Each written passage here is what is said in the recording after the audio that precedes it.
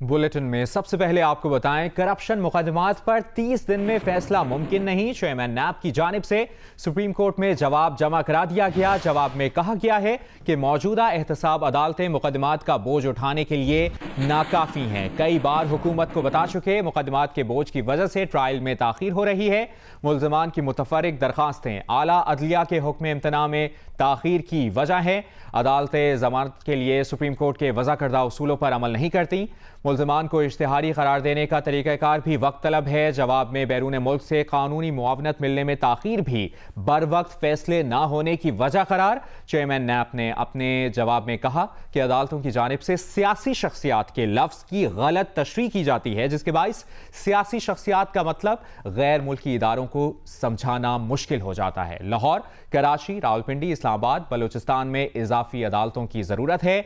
120 district and session जजेस नहीं तो रिटायर्ड जजेस भी तैनात हो सकते हैं। चेयरमैन नैब ने अपने जवाब में अपीलें सुनने के लिए भी रिटायर्ड जजेस की खिदमात लेने की तजवीज़ दे दी।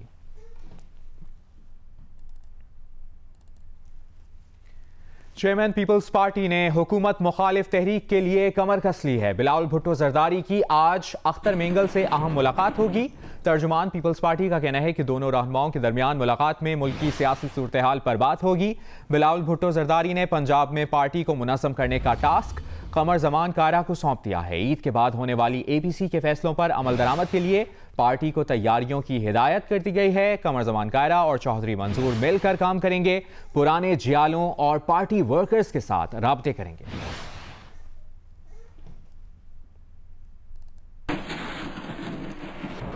मौलाना फजलुर रहमान के भाई ज़ियाउर रहमान की डिप्टी कमिश्नर सेंट्रल के ओहदे पर तैनाती का मामला।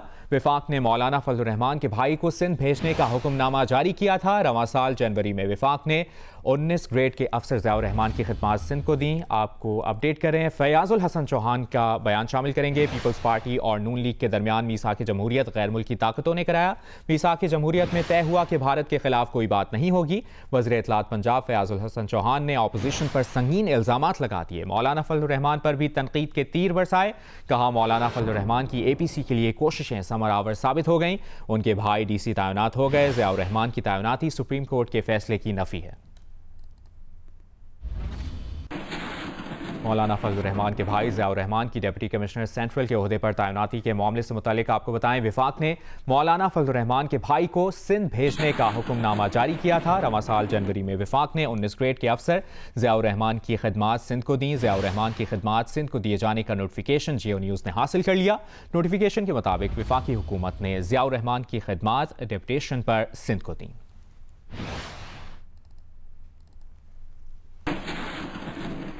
जबकि अहम खबर यह भी है कि कराची की इंसदादे दहशतगर्दी अदालत में अरशद पप्पू कत्ल केस में अहम पेशरफ्त हुई है। अदालत ने अमन कमेटी के हबीब जान बलोच और फैसल पठान को इश्तिहारी करार देते हुए दायमी वारंट गिरफ्तारी जारी कर दिए। अदालत ने हुक्म दिया कि दोनों मुल्जिमान जहां भी मिलें उन्हें गिरफ्तार करके पेश किया जाए। उधर कराची की इंसदादे दहशतगर्दी अदालत में असलहा बरामदगी केस की समाअत हुई। पुलिस रिपोर्ट में अदालत को बताया गया कि उज़ैर बलोच को एक और केस में गिरफ्तार कर लिया गया है। मुल्जिम पर 2013 में पुलिस मुकाबले का इल्ज़ाम है। मुल्जिम उज़ैर बलोच 2013 से इस केस में मफरूर था। इसके खिलाफ थाने में मुकदमा दर्ज है। मुल्जिम उज़ैर बलोच के खिलाफ मुख्तलिफ अदालतों में 56 मुकदमात ज़ेर समाअत हैं। अदालत ने केस की मज़ीद समाअत 10 अगस्त तक मुलतवी कर दी।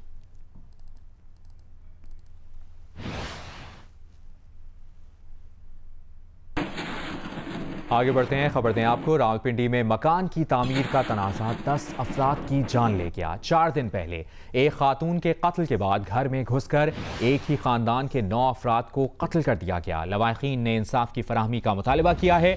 वरसा का कहना है कि मुखालिफिन ने खातून को खुद कत्ल किया, इल्ज़ाम उन पर लगाया। मुखालिफिन ने किराए के कातिल और इश्तिहारी मुल्ज़िमान से कत्ल कराए। उनके 3 साल के बच्चों तक को ना छोड़ा। मैयतें आबाई इलाके में आल पहुँचा दी गईं। CPO रावलपिंडी का कहना है कि तहकीकात जारी हैं, वाक़े को पिछले वाक़यात से ना जोड़ा जाए।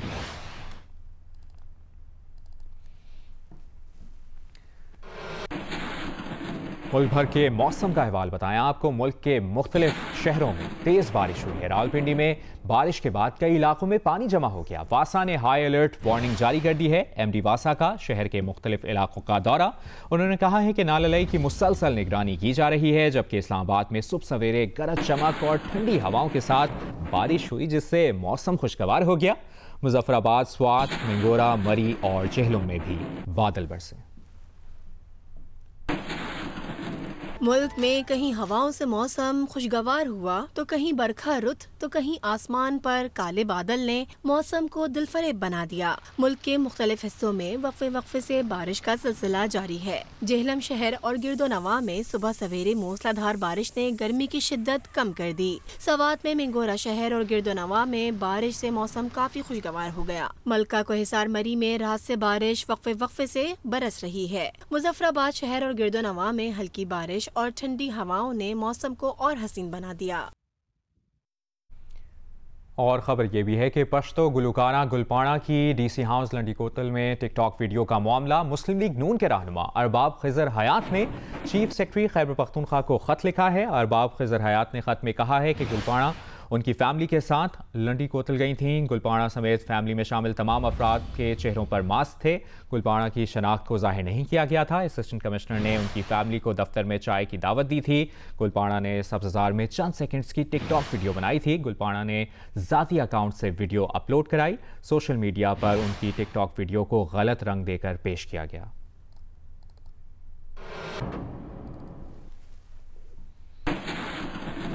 وفاقی وزیر اطلاعات شبلی فراز اس وقت میڈیا سے گفتگو کر رہے ہیں۔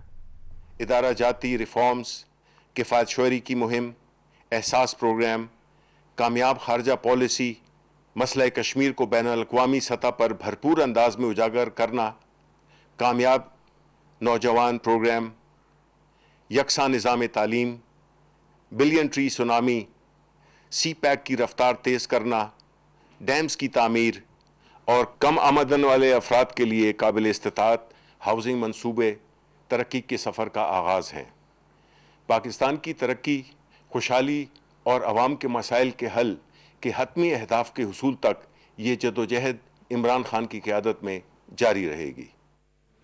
عمران خان کے اسلام آباد میں وفاقی وزیر اطلاعات شبلی فراز میڈیا سے گفتگو کر رہے تھے۔ دوسری جانب لاہور آپ کو لیے چلیں گے۔ مسلم لیگ نون کے رہنما احسن اقبال اس وقت پریس کانفرنس کر رہے ہیں۔ تجزیوں کے مطابق مسلم لیگ نون کو 120 نشستیں حاصل کرنا تھیں اور پی ٹی آئی کی 60 سے 65 نشستیں تھیں۔ جب نتیجہ نکلا تو اس بلیک باکس کے اندر سے نتائج ریورس ہو گئے۔ آر ٹی ایس سسٹم کے ٹوٹنے کے بعد مسلم لیگ نون کی 120 نشستوں کی جگہ پی ٹی آئی کی 120 نشستیں ہو گئیں اور مسلم لیگ نون کی 80 نشستیں کر دی گئیں۔ یہ وہ بدترین چوری ہے جس کے آج ہم نتائج 2 سال بعد بھگت رہے ہیں۔ 2 سال پہلے پاکستان کی معیشت 5.8% سے ترقی کر رہی تھی۔ آج ٹھیک 2 سال کے بعد حکومت کے بقول -0.5 ہے، لیکن جو اکانومسٹس ہیں وہ یہ کہہ رہے ہیں کہ -1.5 ہے۔ سو -1.5% حقیقت میں ہے، جبکہ حکومت -0.5% کہہ رہی ہے۔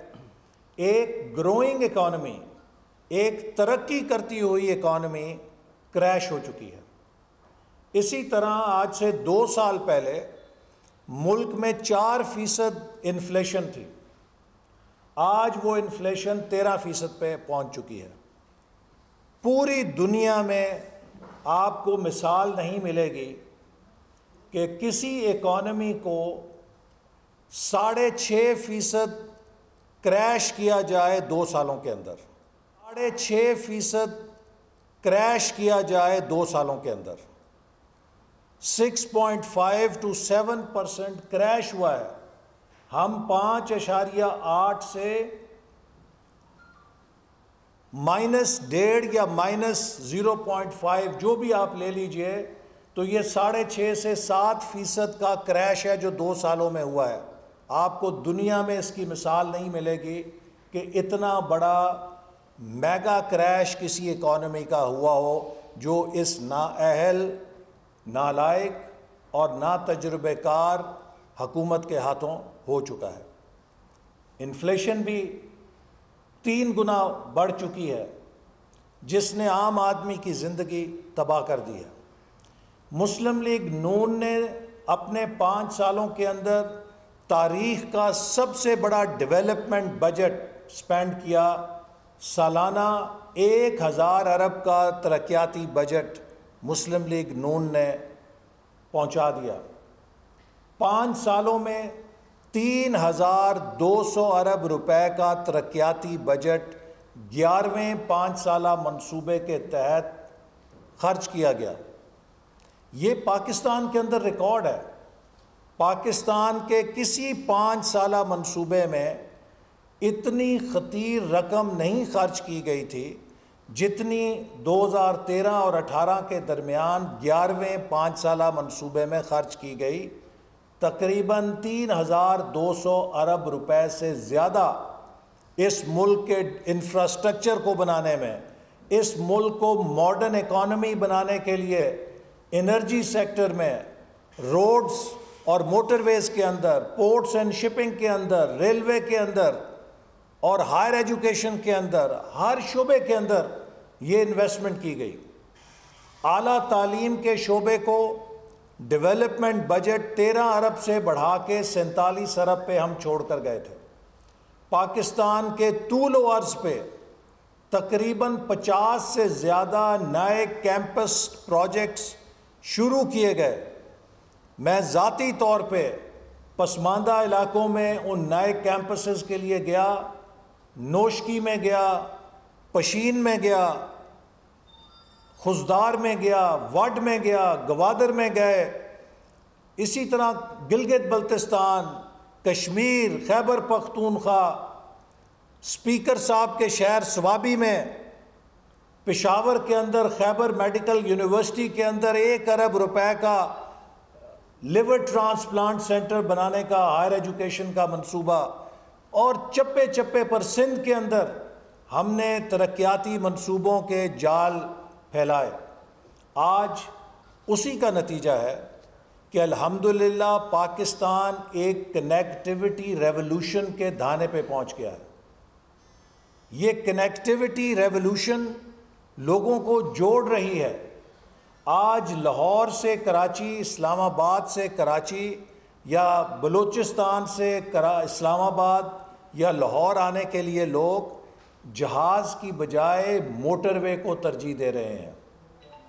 ناردرن ایریاز میں جانے کے لیے موٹر وے کو ترجیح دے رہے ہیں جو ہزارہ ایکسپریس وے اور KKH کا نیا سیکشن بنا ہے. پورے ملک جڑ رہا ہے. لیکن اس کنیکٹیوٹی ریولوشن کے اوپر، اس انرجی اور فزیکل انفراسٹرکچر کے فاؤنڈیشن کے اوپر 2018 اور 2023 کے درمیان ہم نے انڈسٹریل ریولوشن پیدا کرنا تھا. ملک کی ایگریکلچر میں ریولوشن پیدا کرنا تھا. وہ ریولوشن تو دور کی بات ہے، آج ہم کو 2 وقت کی روٹی کے لالے پڑ چکے ہیں. غریب آدمی جو ہے وہ روزگار کھو رہا ہے. اس کے بچے تعلیم حاصل کر کے روزگار حاصل نہیں کر سکتے. ان 2 سالوں کے اندر ان تمام کامیابیوں پر جو ہم نے 2013 سے لے کر 2018 تک حاصل کی تھیں پانی پھیر دیا گیا ہے. وہ رائزنگ پاکستان جسے ہم ویژن 2025 کے تحت دنیا کی ٹاپ 25 اکانومیز میں لے کر جا رہے تھے، آج وہ دنیا کی شاید پسماندہ ترین اکانومیز میں شامل ہو چکا ہے. ساؤتھ ایشیا کے اندر 7 ممالک میں پاکستان سست ترین معیشت بن گیا ہے. بنگلہ دیش ہم سے آگے نکل گیا ہے. افغانستان کی کرنسی ہم سے مضبوط ہو گئی ہے. نیپال ہم سے آگے جا رہا ہے. بھوٹان ہم سے بہتر کارکردگی کا مظاہرہ کر رہا ہے. آخر اس کا ذمہ دار کون ہے؟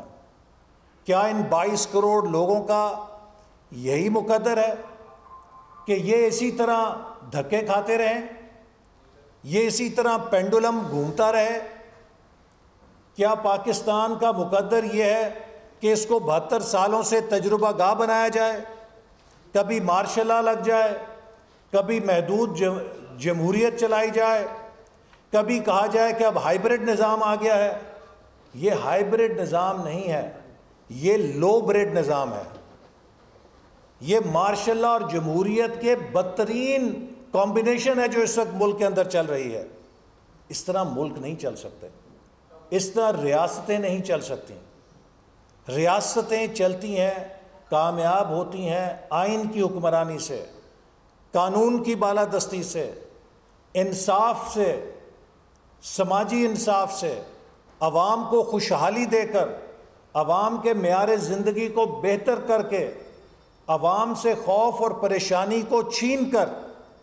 لیکن اگر عوام کے بنیادی حقوق محفوظ نہ ہوں، انصاف کی دھجیاں بکھر رہی ہوں، عوام کی آواز کو کچلا جا رہا ہو، میڈیا کا گلا گھونٹا جا رہا ہو، سیاسی قیادت کو نیب گردی کا، انتقام کا نشانہ بنا کے جیلوں میں ڈالا جا رہا ہو، اس سے نہ معیشت ترقی کرتی ہے، نہ معاشرت مضبوط ہوتی ہے، نہ سیاست مستحکم ہوتی ہے۔ سیاست، معیشت اور دفاع کا انسیپریبل تعلق ہے۔ کسی ملک کا دفاع مضبوط معیشت کے بغیر نہیں ہو سکتا، اور مضبوط معیشت کا قیام مستحکم سیاسی نظام کے بغیر نہیں ہو سکتا۔ آج ہم ایک ریگریسو نظام بن چکے ہیں، آج ہم ایک فیشسٹ نظام بننے جا رہے ہیں۔ اس حکومت کے ہاتھوں ہم نیب کی انتقامی کارروائیوں کو رو رہے ہیں، لیکن میں آپ کو بتانا چاہتا ہوں کہ یہ حکومت پاکستان کو دنیا کی بدترین فیشسٹ ریپبلک بنانے جا رہی ہے۔ فیٹف کے آڑ میں ہم سب چاہتے ہیں کہ پاکستان گرے لسٹ سے وائٹ لسٹ میں جائے، فیٹف کی جو تقاضے ہیں وہ پورے کیے جائیں، لیکن فیٹف یہ نہیں کہتا کہ فیٹف کا نام استعمال کر کے پاکستان میں گسٹاپو راج قائم کر دیا جائے۔ جو حکومت قانون سازی کر رہی ہے اس کے تحت نیب میں پہلے 90 دن کے لیے لوگوں کو غائب کیا جا سکتا تھا، اب لوگوں کو 180 دن کے لیے منی لانڈرنگ کا الزام لگا کے بغیر ثبوت کے غائب کیا جا سکے گا۔ کوئی بھی بزنس مین، کوئی بھی تاجر، کوئی بھی صحافی، کوئی بھی سیاستدان جو حکومت کے خلاف ہوگا، جس سے حکومت ناخوش ہوگی، اس کے خلاف ایک بوگس پرچی حاصل کرے گی کسی کرنسی ڈیلر سے کہ اس نے 5 کروڑ روپیہ ہنڈی یا حوالہ کیا ہے، اور اس کے بعد صرف ہوم سیکٹری یا سیکٹری داخلہ کے پروانے پر 6 مہینے کے لیے وہ بندہ مسنگ پرسن ہو جائے گا۔ کیا اس طرح کے قوانین نافذ کر کے آپ قانون کی عملداری کرتے ہیں؟ کیا اس طرح کے کالے قوانین سے آپ ملک کو ایک پروگریسو سٹیٹ بنا سکتے ہیں؟ یہ ایک ریگریسو سٹیٹ بننے کا نسخہ ہے جس پہ عمران احمد نیازی اپنی انتقام، حسد، نفرت کی سیاست کو، اس کی آگ کو بجھانے کے لیے ملک کو ڈال رہا ہے۔ آج پاکستان کا مسئلہ یہ ہے کہ ہم دنیا کی معیشتوں میں ترقی کریں، ہم اپنی G D P growth rate کو 6-8% پہ کیسے لے کر آئیں، ہم پاکستان کے اندر امپلائمنٹ کریشن کیسے کریں، ہم پاکستان کے ایگریکلچر سیکٹر۔ مسلم لیگ نون کے رہنما احسن اقبال لاہور میں پریس کانفرنس کر رہے ہیں۔